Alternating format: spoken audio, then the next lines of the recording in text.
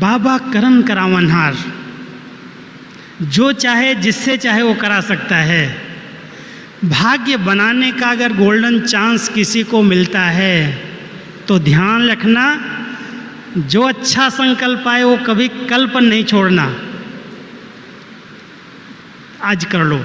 और खराब संकल्प है तो थोड़ा रुक जा भाई, बाद में करेंगे। यज्ञ स्नेही और सहयोगी बच्चों के आधार से आज यज्ञ का इतना सुंदर विस्तार हुआ है, हम सब देख रहे हैं। लेकिन यज्ञ निर्विघ्न रहे, कोई भी प्रकार से कोई आसुरी वृत्तियां, आसुरी विकारी लोग इस यज्ञ में विघ्न न डालें। इसलिए आवश्यकता है हम सब बच्चों को यज्ञ रक्षक बनने की। अब मैं आपको यज्ञ रक्षक बनने के लिए 4 बातें सुनाता हूँ। यज्ञ रक्षक कौन बन सकते हैं? सेवा स्नेही सहयोगी तो बहुत हैं, आप भी सभी हैं, और कई ऐसे बच्चे हैं जो ज्ञान में नहीं चलते हैं लेकिन स्नेह है, सहयोग देते हैं। कोई ज़मीन देते हैं, कोई मकान बना के देते हैं, अपना भाग्य बना रहे हैं। लेकिन सबसे बड़ी बात है यज्ञ की सुरक्षा करना। कभी भी किसी भी तरह से यज्ञ पर आँच ना आए, कभी भी यज्ञ की कोई बदनामी ना हो, यज्ञ पिता को किसी के द्वारा ऐसी बातें न सुननी पड़े कि यज्ञ में भी ऐसे होता है, ये भी ऐसे करते हैं। हम सभी यज्ञ रक्षक बाबा के बच्चे हैं और यज्ञ रक्षा का पहला आधार है श्रेष्ठ शुद्ध सकारात्मक संकल्पों की रचना। कभी भी व्यर्थ और नेगेटिव संकल्प आने नहीं देना। वायुमंडल को, इस किले को तभी शत्रु अटैक कर सकता है जब कोई एक ईंट भी कमज़ोर होती है। एक व्यक्ति भी अगर गलत सोच रहा है इस विद्यालय के लिए, अपने इस घर के लिए, कोई के अंदर व्यर्थ और नेगेटिव संकल्प चल रहे हैं तो बहुत बड़ा विघ्न है। वही इस यज्ञ के लिए असुरों का विघ्न है। ध्यान देना, हम सब बाबा के बच्चे यज्ञ रक्षक हैं। बड़े शुद्ध, पॉजिटिव, अच्छे विचार करें। संकल्प बहुत बड़ी शक्ति है। इस संकल्प की शक्ति के महत्व को समझ जाओ। अगर इसको हमने समझ लिया और यही शुभ संकल्प करें कि बाबा का घर और फले फूले, बाबा की और अच्छी से अच्छी प्रत्यक्षता हो, सारी दुनिया के लिए यहाँ एस्लम बने, बड़ी विशाल दिल से जो तन मन धन संकल्प शक्ति है वो सब सफल करें। कभी भी क्यों, क्या, कैसे, ऐसे वैसे प्रश्नों में उलझना नहीं, यही व्यर्थ है। तो सबसे पहले यज्ञ रक्षक वो बन सकता है जो स्वयं के संकल्पों की रक्षा करता है, जो स्वयं के संकल्पों को व्यर्थ जाने नहीं देता है। और दूसरा, यज्ञ रक्षक बाबा का बच्चा जिसके मन वचन कर्म में बहुत पवित्र श्रेष्ठ धारणाएं हैं, धारणाएं यज्ञ की रक्षा करती हैं। अगर कोई एक भी ईश्वरीय विश्वविद्यालय का विद्यार्थी जिसने सफ़ेद ड्रेस पहनी, जिसने बाबा का बैज लगाया, जो बाबा की मुरली का अध्ययन करता है, वो अगर एक भी ईश्वरीय नियम और मर्यादा का उल्लंघन करता है तो सारे यज्ञ के ऊपर आँच आती है। आपका नाम बदनाम नहीं होता, लेकिन सारी संस्था के ऊपर आता है कि यहाँ भी शायद ऐसे होता है। वैसे तो समय बदल गया।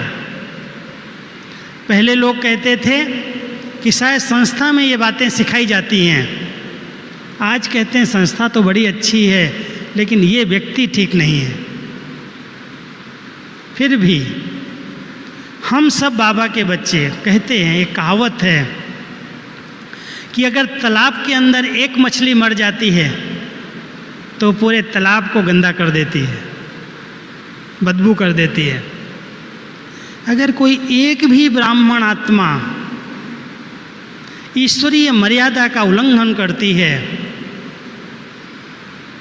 तो पूरे ब्राह्मण परिवार के अंदर लोग अंगुली उठा देते हैं। इसलिए यज्ञ रक्षक आत्माओं को बहुत अटेंशन रखना है कि मुझे ईश्वरीय नियम और मर्यादा की बाउंड्री को क्रॉस नहीं करना है। कुछ भी हो जाए, प्राण भी जाएं, लेकिन अंदर का संकल्प ढीला नहीं होना चाहिए। अगर ऐसा प्रतिज्ञा कर लो तो यज्ञ रक्षक बन जाओगे। और तीसरा, भिन्नताएं हैं, संस्कार भिन्न हैं, हर एक के स्वभाव भिन्न हैं, हर एक के हिसाब किताब भिन्न हैं, लेकिन भिन्नता में एकता को स्थापित करना, कभी भी टकराव की स्थिति पैदा न हो। आपके सेंटर्स हैं, बहनें हैं, उनके भिन्न भिन्न स्वभाव हैं, उनकी आदतें हैं, संस्कार हैं। आने वाले विद्यार्थियों के भी भिन्नताएं बहुत हैं, लेकिन अगर मैं बाबा का यज्ञ रक्षक बच्चा हूँ तो संगठन को स्नेह और एकता के सूत्र में बांध करके रखना, ये यज्ञ रक्षक बच्चों की जवाबदारी है। आप सभी इस बात को बहुत अंडरलाइन करना।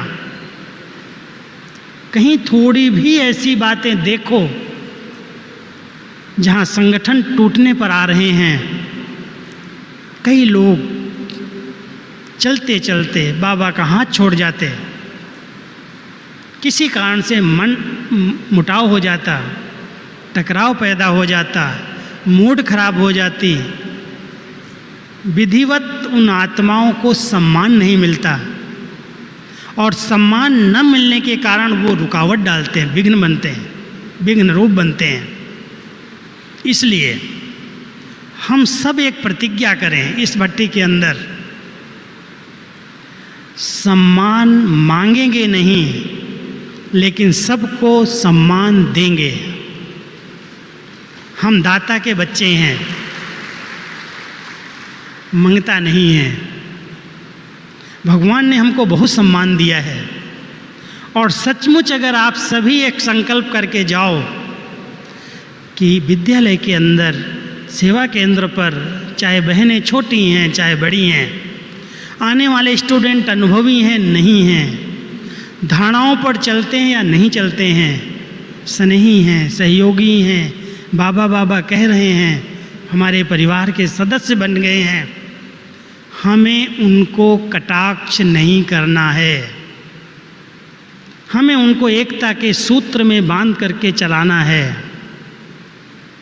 उनको स्नेह और पालना दे करके मजबूत करना है। उनको, बाबा कई बार एक बात कहते हैं, कहूँ, उनको लात नहीं लगानी है,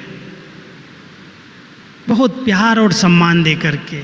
हर एक की कोई ना कोई विशेषता है, भले उसके अंदर कितनी भी कमियां हों, लेकिन जो विशेषता है उसको देखो और उस विशेषता को देख करके उसके साथ संबंध संपर्क में आओ।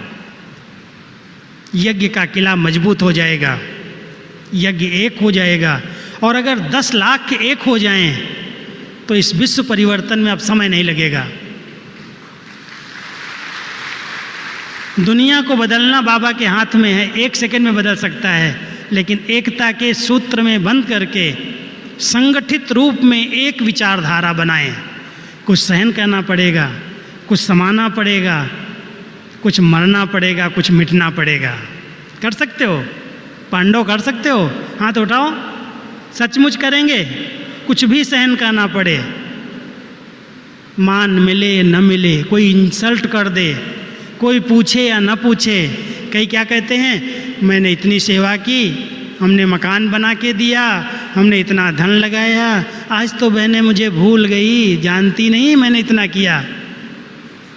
और फिर मूड खराब कर लेते, पढ़ाई छोड़ देते, फिर क्लास में नहीं आते, फिर खुद भी नहीं करते और दूसरों को भी रोकते। ये क्या है, यज्ञ रक्षा? यही सबसे बड़ा विघ्न है। और सचमुच अगर हम सब यज्ञ रक्षक बच्चे बन जाएं, कैसे भी हैं, सब बाबा के हैं, बाबा सबको देख रहा है और सबका रिकॉर्ड बाबा के खाते में जमा है। जिसने जो किया, आपने जितना भी धन लगाया, जो भी शक्ति लगाई, बाबा उसके रिटर्न के लिए बंधा हुआ है। बहनें पूछें या ना पूछें, आप क्यों अपने दिल को छोटा करते हो? कभी भी मूड को डिस्टर्ब होने न दो। एक रस खुशनुमा मुस्कराता हुआ मूड यज्ञ रक्षक बच्चों का होना चाहिए। कभी भी मूडी नहीं बनना। कभी देखो बड़ा खुशनुमा मूड है, बहुत उमंग है, उत्साह है, और कभी देखो एकदम सोडा वाटर, ठंडे ठार, न उमंग है सेवा का, न मुरली का, न योग का। बड़े बड़े प्रोग्राम हो रहे हैं, वो कहते हैं ठीक है बहन जी, हम यहीं से योग करेंगे। क्या है ये? यज्ञ रक्षक? ध्यान देना, हर संगठन में सहयोगी बनना, कम से कम शुभ भावना का तो सहयोग दो। हाँ बहन जी करो, बहुत अच्छा है, हम भी आपके साथ हैं। चौथी बात, अपने स्वभाव को निमित्त और निर्माण, बहुत निर्माण चित्त, निर्मल बना दो। निर्मल स्वभाव देखा है किसका है? मेरी दादियों का स्वभाव देखा है? आज जानकी दादी का स्वभाव देखो, कितनी भोली, कितनी निर्मल लगती है, विश्व को चला रही है, इतनी ब्राह्मण आत्माओं की पालना कर रही है, लेकिन कितनी निर्माण चित्त है। 2 दिन पहले मेरे ऑफिस में आई, मैंने कहा दादी आप रोज़ मुरली सुनाती हो, सबको बड़ा अच्छा लगता है, आप क्लास कराती हो, सब बहुत अच्छा डांस करते हैं। कहती है राजू मैं बताऊं, मुझे अभी सुनाई नहीं देता, मुझे अभी दिखाई भी नहीं देता इतना। करे कराओ वही आप ऐसे मस्ती से बोली। वो कराता है, मैं कुछ नहीं करती, मुझे कुछ नहीं आता। आप लोग बहुत अच्छा कर रहे हो, बाबा बहुत अच्छा कर रहा है, मैं कहाँ कुछ करती हूँ। मैं दादी कल तो आप दिल्ली जाने वाली हैं, इतने बड़े प्रोग्राम में, योगा डे में 50,000 लोगों को संबोधन करेंगी, हम लोगों को कहाँ चांस मिलता है? आप तो इतनी सेवा कर रही हैं। मैं नहीं करती, बाबा कराता है। ये कौन सा भाव है? ये निमित्त भाव, निर्माण भाव, सब कुछ करते हुए करता है। यज्ञ रक्षक आत्माएं, ध्यान रखना, ये यज्ञ रक्षक हैं। कहती है मुझे बाबा ने क्यों नहीं अभी तक पासपोर्ट दिया है, क्यों मुझे नहीं ले जाता, अभी तक यहीं बिठा दिया। इनके बैठने में इतना यज्ञ भरपूर है, सब अपने आप आकर के सहयोगी बनते हैं। इनके वाइब्रेशन जो हैं, इनकी शक्तियाँ जो हैं, इस यज्ञ को भरपूर कर रही हैं। इनका रहना ही बहुत बड़ी सेवा है। आप सभी इस बात को गौर करना, यज्ञ रक्षक किसको कहा जाता? स्नेही सहयोगी तो बहुत हैं। कोई आज अनाज भेजता है, कोई चीनी भेजता है, कोई गुड़ भेजता है, कोई चीज़ की कमी नहीं है अभी बाबा के घर में, सब आता है। और करने वाले बाबा के बच्चे कहते हैं गुप्त दान महापुण्य, इस हाथ से करो, इसको भी पता न चले। जैसे ब्रह्मा बाबा ने क्या किया, कमाल किया है, लेकिन कभी भी वर्णन नहीं किया। मैं समझता हूँ बाबा जितना तो किसी ने भी सफल नहीं किया। बाबा की जितनी प्रॉपर्टी थी, एक भी पैसा किसी लौकिक को नहीं दिया, सब यज्ञ में लगा दिया।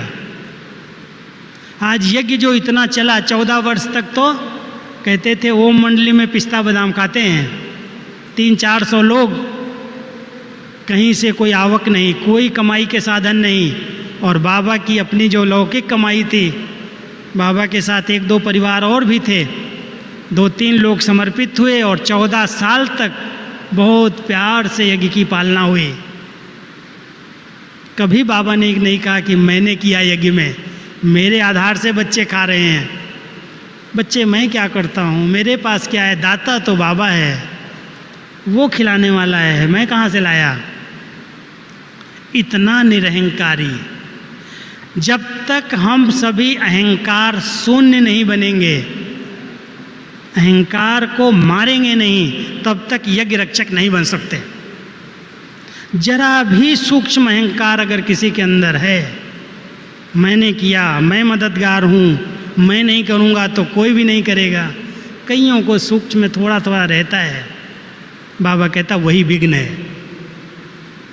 आप सभी बाबा के बच्चे, बाबा के यज्ञ रक्षक बनो, स्वयं की रक्षा, ईश्वरीय मर्यादाओं की रक्षा, और यज्ञ इतना फलीभूत हो, सदा निर्विघ्न रहे, कभी भी कोई ऐसा न कहे जैसी दूसरी संस्थाएं, ये भी यहाँ ऐसा होता है, कोई भी भेंट न करे, लोगों के पास भगवान का ज्ञान नहीं है। आज हम सबको 48 वर्षों से 49 वर्षों से अव्यक्त रूप में स्वयं भगवान की पालना और पढ़ाई मिल रही है। जिसको कोई देख नहीं पाता वो हमारी पालना कर रहा है। कितनी विचित्र बात है। इतने बड़े यज्ञ को संभालने और चलाने वाला, बाबा के समय में 108 केंद्र नहीं थे, और बाबा अव्यक्त हुए, स्पीड बढ़ गई, और आज 140 देशों में हजारों सेवा केंद्र और लाखों बच्चे हैं। किसकी कमाल? करावनहार बाबा करा रहा है, बहुत गुप्त रीति से बच्चों को आगे बढ़ा रहा है, और कहता है यज्ञ तब तक चलेगा जब तक पूरी दुनिया की सामग्री इस यज्ञ में स्वाहा नहीं हुई। इस पुरानी दुनिया को समाप्त करके ही नई दुनिया आएगी। तो यज्ञ रचा है, स्वयं भगवान ने रचा है, और उसका सेठ जो संभालने वाला है ब्रह्मा बाबा है, और उसके हम सब बच्चे मददगार हैं। तो इस यज्ञ में जब सारी पुरानी दुनिया स्वाहा होगी, सबकी आहुति पड़ जाएगी, यज्ञ सफल हो जाएगा, और ये यज्ञ नई दुनिया बना देगा, भारत स्वर्ग बन जाएगा। तो ये स्वर्ग बनाने के लिए यज्ञ रचा गया है। तो हम सभी बाबा के बच्चे यज्ञ स्नेही बने, निमित्त भाव रखें, निर्माण भाव रखें, कम खर्च बालानसीन बने, अपने खर्चे कम करो और बाबा के यज्ञ को फलीभूत बना दो। तब तो कहेंगे बाबा के स्नेही, सहयोगी और यज्ञ रक्षक बच्चे। ठीक है? तो आप सभी बाबा के यज्ञ रक्षक बन करके रहना, रक्षा का कवच पहन करके फिर यज्ञ की रक्षा करना। ओम शांति।